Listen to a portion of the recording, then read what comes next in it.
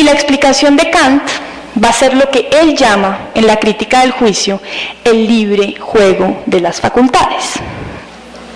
Ahora, para entender esto qué significa, debemos dar un par de pasos adicionales.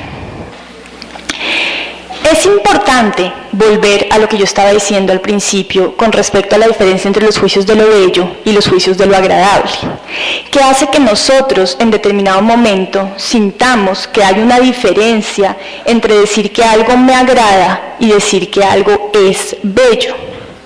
El juicio de gusto no es un juicio de conocimiento, dice Kant. En esa medida, repito, con el juicio de gusto, cuando decimos esto es bello, no estamos usando la palabra belleza para describir una cualidad del objeto. No estamos en estricto sentido determinando al objeto a través de una cualidad que sería su belleza. Kant insiste, el juicio de gusto habla solo acerca de la experiencia que estamos teniendo nosotros en ese momento. La belleza no es una cualidad de los objetos, la belleza es la experiencia que se produce en mí a raíz de la relación que establezco con ese objeto. Sin embargo, nosotros expresamos la belleza, dice Kant, como si fuera un juicio de conocimiento. La expresamos como si lo que estuviéramos diciendo fuera algo acerca de los objetos.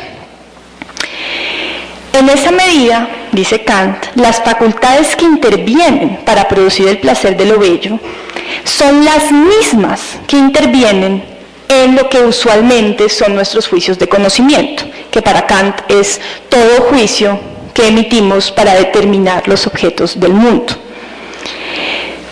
No se trata de un sentimiento que se produzca entonces de la misma manera que se produce la sensación de lo agradable. Estamos en el espacio para Kant de la sensibilidad de nuestros sentimientos, pero no, dice Kant, de las meras sensaciones privadas. Hay allí una diferencia que es importante.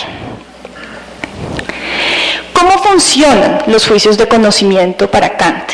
Y esto hay que entenderlo para entender entonces la explicación que él va a dar acerca de nuestros juicios de la belleza. Normalmente, cuando estamos en el mundo, dice Kant, nosotros estamos permanentemente en una actitud de conocimiento. Eso es lo que piensa Kant. Generalmente los objetos con los que nos relacionamos nos invitan a que los conozcamos, piensa Kant. Esos objetos, o nuestra actitud tradicional frente a esos objetos, es querer saber qué son, determinarlos, describirlos. ¿Cómo funciona eso en el caso de Kant? O según la teoría epistemológica kantiana, es decir, la manera como Kant explica nuestro conocimiento. Está el objeto, está allí. Ese objeto nosotros lo percibimos a través de una serie de datos sensoriales que llegan a nosotros, a lo que para Kant son los sujetos de conocimiento, es decir, quien va a recibir esa información y a convertirla en un conocimiento. Esa información sensorial llega en una multiplicidad de datos sensibles al sujeto. ¿Qué hace el sujeto con eso? Dice Kant. El sujeto tiene una primera facultad que comienza a intervenir en esto. Aquí estoy simplificando un poco la cosa, pero es para efectos de entender después los juicios de gusto. El sujeto tiene una primera facultad que es la facultad de la imaginación. La facultad de la imaginación, como la palabra lo indica, recoge toda esa multiplicidad de datos y los unifica en una especie de imagen que Kant llama el esquema, una unidad preliminar, que no es una unidad enteramente hablando, pero sí es la primera imagen, es lo que la imaginación puede hacer con esa cantidad de datos, coger todos esos datos y crear una imagen, y presentarle esa imagen al entendimiento. Ese es el primer paso. ¿Qué hace el entendimiento con esa información? Una información que ya la imaginación se ha encargado de organizarle, pero que todavía la imaginación no puede decirle qué es. La imaginación le dice, mire, esto entró, estos son los datos, yo más o menos se los organizo en esta imagen y se los paso, pero ahora usted tiene que decirme qué es esto que yo le estoy entregando. Normalmente, lo que hace el entendimiento, piensa Kant, es producir a partir de esa imagen un concepto.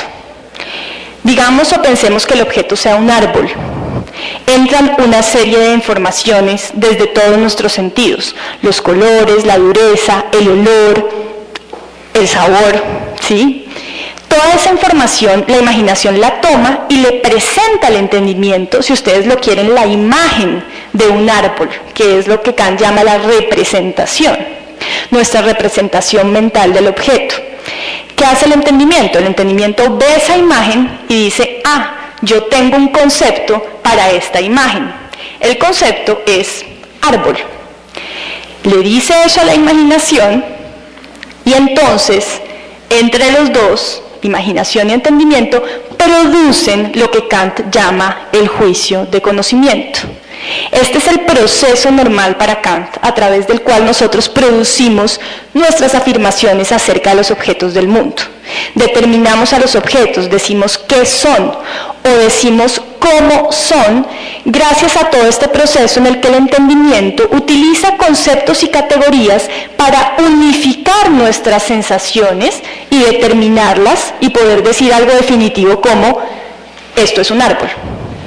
Allí el proceso se termina, la imaginación ha hecho su trabajo, el entendimiento ha hecho el suyo y se produce el juicio de conocimiento. ¿Por qué es importante entender esto? Porque esto nos ayuda a entender entonces para Kant qué pasa en el caso de los juicios de la belleza. Y lo que pasa en el caso de los juicios de la belleza es lo siguiente. Tenemos un objeto, nuevamente. Entra nuevamente toda la información sensorial a través de los sentidos y le llega nuevamente a la imaginación. La imaginación en este caso, nuevamente, produce a partir de toda esa información un esquema, una imagen, una representación mental y se la presenta al entendimiento. Pero ¿qué pasa? El entendimiento no encuentra conceptos que se adecúen a lo que la imaginación le está presentando. Nuevamente, como les estaba diciendo antes, en el caso del desinterés, no hay conceptos suficientes que engloben enteramente lo que sucede en nosotros cuando percibimos que algo es bello. No hay reglas que puedan determinar y explicar enteramente la experiencia que se produce en nosotros y que llamamos la experiencia de la belleza.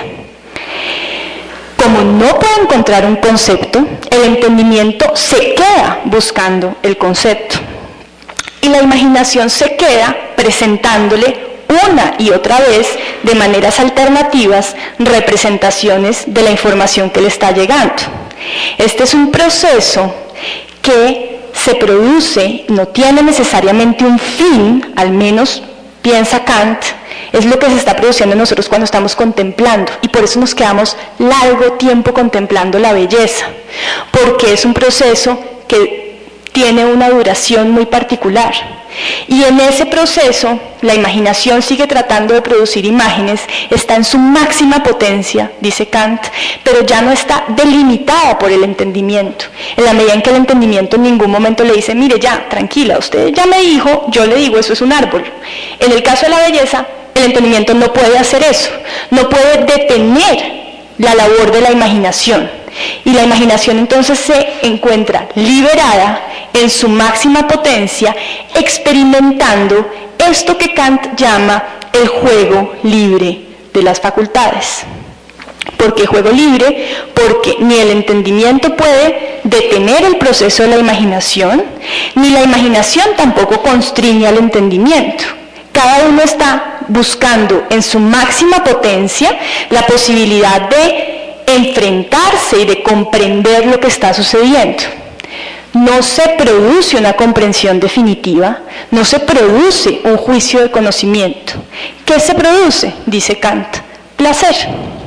Un placer que no es cualquier placer, un placer muy particular que nos hace entonces decir esto es bello. Es un proceso entonces distinto al que vemos en el caso de los juicios de conocimiento y sin embargo no es cualquier sensación, no es simplemente la sensación de que algo me agrada a mí. ¿Qué es en últimas lo importante de todo esto? Primero, que para Kant hay un giro que es muy importante y es entender que cuando hablamos de belleza, lo que estamos expresando es un tipo de experiencia que se produce en nosotros. Pero además que esa experiencia es de un tipo peculiar, que no es cualquier placer, que no es simplemente un placer sensitivo, porque en ese placer están interviniendo nuestras facultades de conocimiento.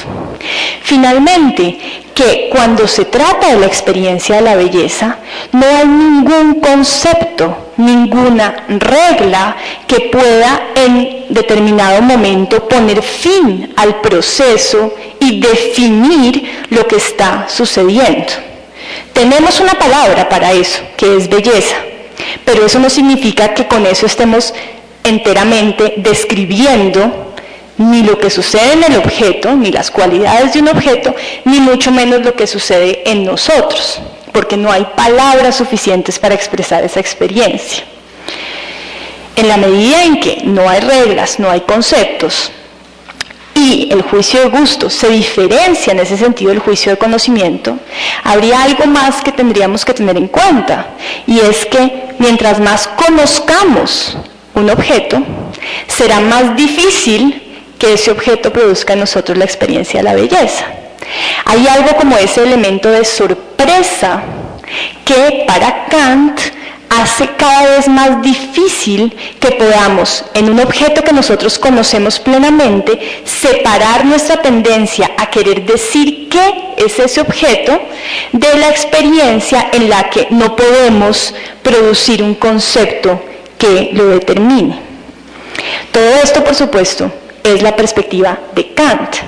Pero es una perspectiva que es interesante en la medida en que constituye algo así como el piso de lo que en filosofía en general se llama estética, y de la manera como en filosofía tratamos de entender la relación que establecemos con el mundo cuando no estamos buscando conocer al mundo, cuando no nos estamos preguntando qué es lo que tenemos al frente, sino al contrario, cuando el mundo nos atrapa y nos obliga a quedarnos más bien contemplándolo y, como dice Kant, contemplándonos a nosotros mismos en esa experiencia.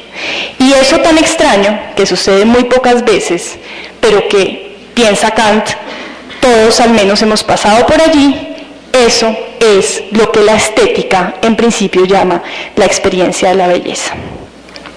Yo creo que dejo aquí.